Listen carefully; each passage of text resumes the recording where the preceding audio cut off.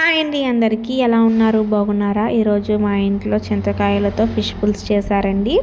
దానికోసం ముందు చింతకాయలను బాగా కడుక్కొని అవి బాగా ఉడకబెట్టుకోవాలి. మసాలా కోసం ఇవన్నీ వేసుకొని బాగా ఫ్రై చేసుకొని పౌడర్ చేసుకోవాలి.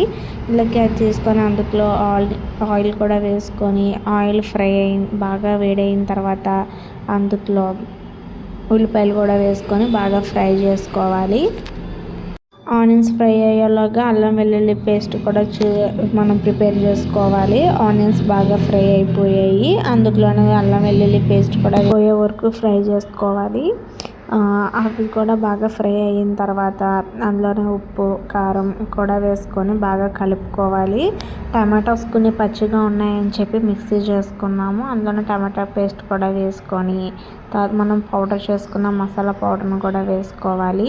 ఫిష్ ముక్కలను కూడా అందులో వేసుకొని అందులోనే మనం ఇందాక ఉడకబెట్టుకున్న చింతకాయల పులుసు కూడా పోసుకోవాలి. పులుసు మరిగిన తర్వాత అందులో కొంచెం కొత్తిమీర కూడా వేసుకొని స్టవ్ ఆఫ్ చేసేస్తే చాలా బాగుంటుందండి. మీరు కనుక మా వీడియోని ఫస్ట్ టైం చూస్తున్నట్టే ప్లీజ్ లైక్ చేయండి, షేర్ చేయండి, కామెంట్ చేయండి అండ్ సబ్స్క్రైబ్ చేసుకోండి. Thank you for watching.